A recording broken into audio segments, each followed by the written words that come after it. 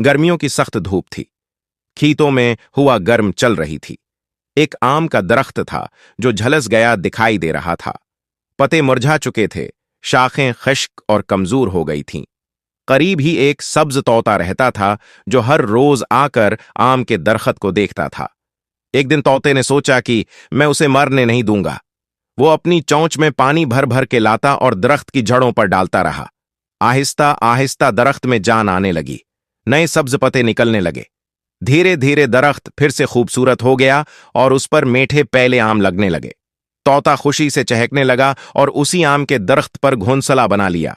अब वहीं रहने लगा और आम खाकर खुश रहता था। एक दिन तेज आंधी चली, बादल घेर आए, जोर का तूफान आया तो दरख्त गर गया और घोंसला सारा बखर गया। एंडे जमीन पर गर कर टूट गए। तोता दक्खी हो गया। फिर भी सुबह के वक्त उसने देखा कि जहां पुराना दरख्त था वहीं से एक छोटा सा आम का पौधा निकल आया है। सूरज की रोशनी पड़ते ही पत्ते चमकने लगे। तोते ने प्यार से इस पौधे को छुआ और आंसू बहा दिए। पर तोता रोने लगता है, फिर लाइक और सब्सक्राइब नहीं किया।